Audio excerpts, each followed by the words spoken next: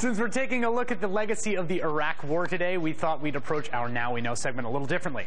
One of the striking features of our tortured relationship to the war and its aftermath is that, as a byproduct of a kind of collective social PTSD, we simply no longer talk about Iraq very much at all.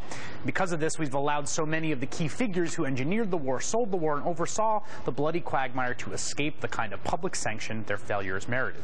So we thought, as part of our looking the war squarely in the face, it would be interesting simply to look at where some of the major and not so major players in our war effort and anti-war efforts are now.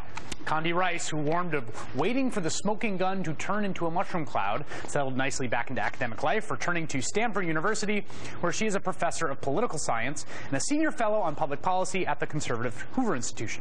She published a memoir this year called No Higher Honor that became a New York Times bestseller. In February 2011, Donald Rumsfeld released his 832-page memoir, Known and Unknown, and received the Defender of the Constitution Award at the 2011 Conservative Political Action Conference. Judith Miller's reporting about Iraq's WMD played a key role in pushing the U.S. to war. The New York Times officially retracted much of her reporting on Saddam Hussein's weapons program. She is now an adjunct fellow at the conservative Manhattan Institute and a commentator for Fox News.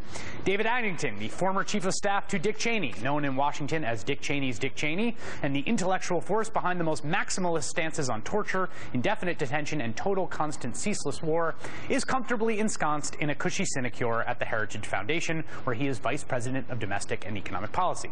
CNN saw fit to have him ask a question in one of their presidential debates.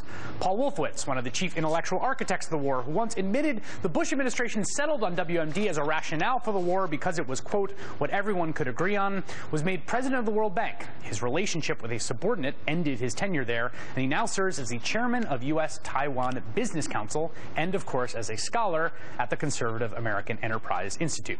Cindy Sheehan, the anti-war activist who camped outside George W. Bush's Crawford home after her son Casey was killed in Iraq, unsuccessfully challenged Nancy Pelosi in a Democratic primary in 2008.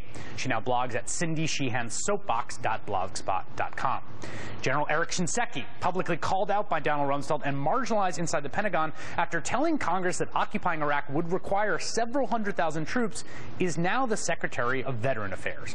Ari Fleischer, the former press secretary who told Americans to watch what they say after 9/11, has his own company, Ari Fleischer Sports Communications. He is a CNN contributor and is advising the RNC for the 2012 presidential campaign. Jessica Lynch, the Army private who was captured by Iraqi forces and rescued by U.S. Special Operations Forces from Iraqi hospital, later said the hospital treated her well. She wasn't the hero described in the original press reports. Quote, they use me to symbolize all this stuff. It's wrong. I don't know why they film my rescue or why they say the things they say. Since her captivity, she's had 21 surgeries.